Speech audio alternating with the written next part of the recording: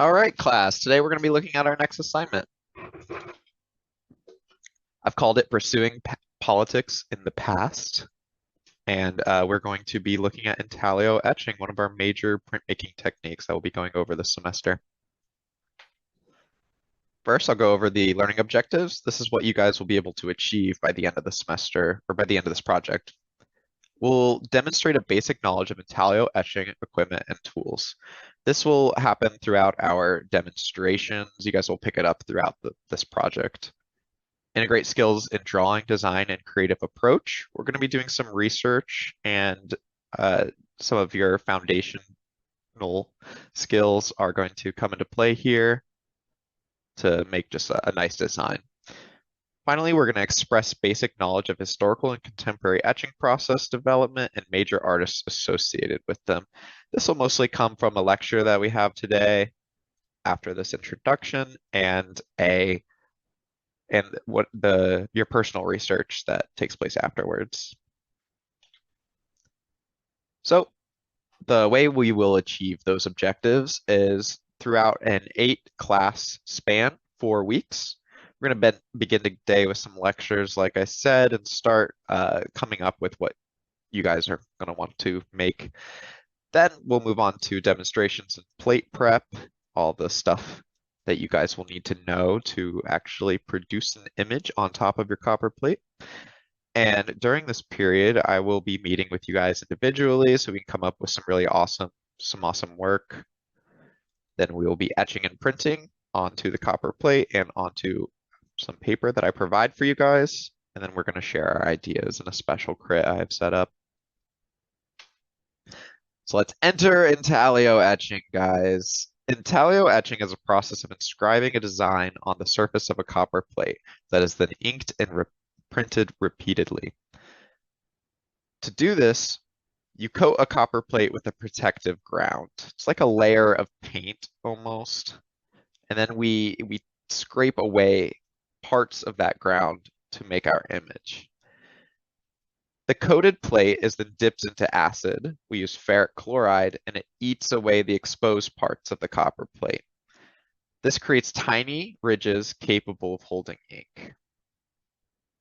So it's a very process-heavy printmaking technique. There's a lot of steps and a lot of tools.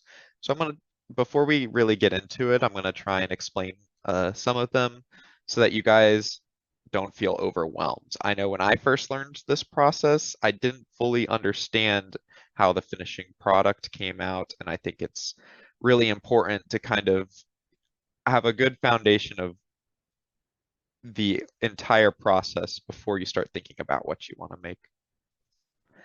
So there's lots of different tools. Throughout the demos, you guys are going to become very familiar with them. Of course, we have our copper plate.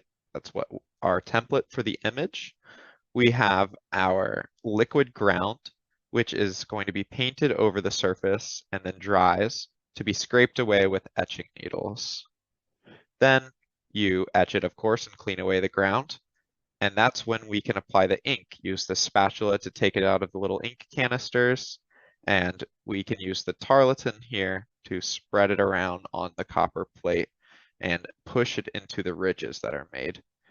Sprayers are used to smooth out the copper plate and adjust any details that may have come out during the acid bath that you weren't a fan of.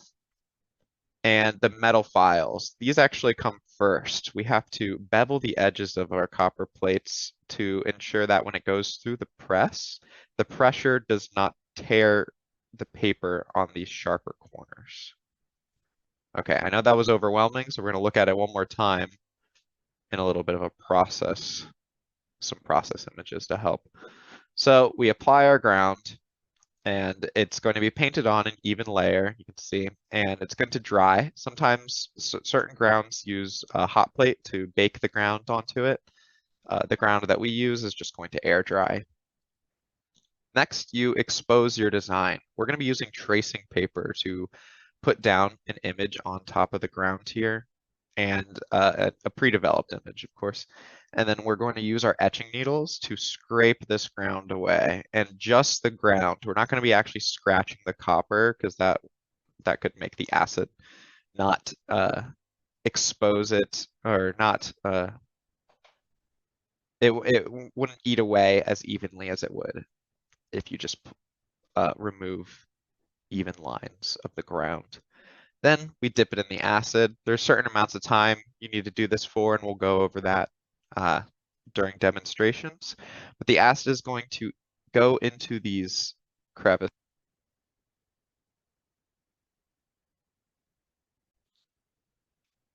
Okay, I think my recording got a little bit messed up there, but I was saying the acid is going to eat away these exposed areas and create those ridges that I mentioned, and it'll look something like this.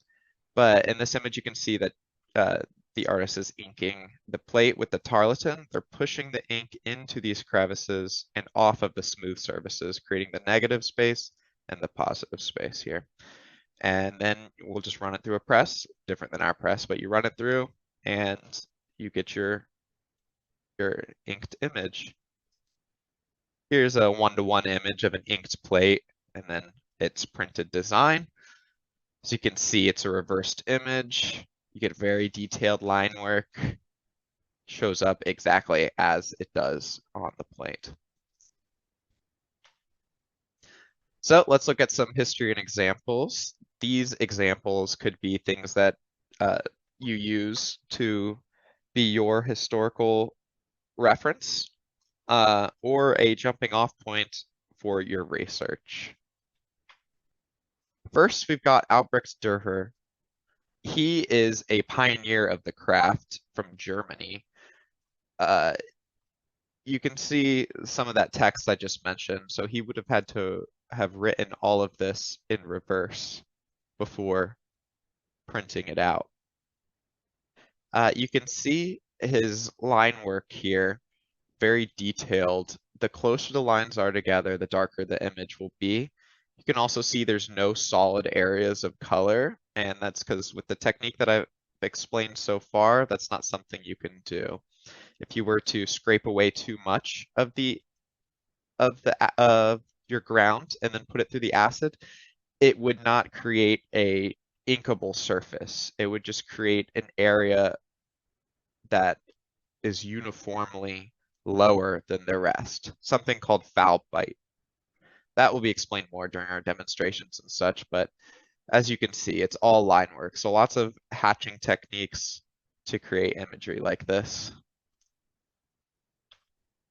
Rembrandt, somebody that you guys probably know from his paintings, also did some intaglio etching. You can see some of his painterly techniques, especially in this image right here, with this kind of like scribble hatching, I guess, to make these darker areas. Yeah, super like impressionistic almost, just kind of getting the image of a person. Over here, though, you can see solid blocks of color. So he used a technique called aquatint. This is an option we have to go over. It's more advanced and not something that you guys need to be doing in intro. But if somebody is really plugging along, I'm more than willing to show you guys how to do it. But basically, it just lets you achieve different levels of value. Here we have Goya, another artist known for their paintings and whose painterly qualities can be seen in their work. So this image probably does use some aquatint, but you can see even without aquatint in like areas like this, it is just like full of lines and that creates these just super dark areas. So I think honestly, as a limitation, it's good to learn how to not use aquatint first and then move into that in more advanced levels. But you can see how like with these overlapping lines, there's different like hidden imageries you can make like this right here. Fish, I believe. Goya is known for these kind of like weirdly mythological type imagery. And over here you can see how he used aquatint and negative space to make up the majority of this image. All of these bodies and little creatures are all the negative space, while the background is aqua tinted gray, and line work to make these little details. So I'm going to read the prompt and then we'll go into it a little bit more detailed. After choosing a historical example of an intaglio print and a contemporary issue to engage, students will utilize intaglio etching to make a recreation of the original artwork on a 7 by 10 inch copper plate, subverting the imagery in a way that expresses a position on their chosen issue and its importance. Students will produce a series of 8 prints on 9 by 12 paper, one of which will be posted on a university bulletin board. So basically, we're going to take a historical intaglio print, we're going to subvert it through our contemporary lenses and make amazing and epic artwork. This can take a lot of different forms. I just wanted to give you guys a prompt that would spur on some creative ideation. I'd like us to look at these historical prints to guide our technique, but the imagery that we make out of the historical prints should be driven by something that's important to you. This can be something big, like a large overarching issue. A lot of my personal work touches on environmental issues, as an example, or it could be something closer to home, something that has to do with our university or even your community, your job, anything. Printmaking has a real history as activism, and I want us to touch on that with our contemporary issues that we go over. With printmaking's multiplicity, it's founded on the transfer of ideas and knowledge. Just the fact that you can make multiple of one thing uh, makes it accessible to a wide audience. And this often takes the form of political activism and protest, because that's how people want to get their ideas out. They want to fight the power, and printmaking has often been a way of doing so. Following this tradition, we're going to research contemporary issues that are important to us. And like I said, this can be universal, local, personal, or even more nuanced issues. I just want it to be something you believe people should be thinking about. That's where the content will really take off, I think. So let's look at the rubric a little bit. I've just lined out our learning objectives here.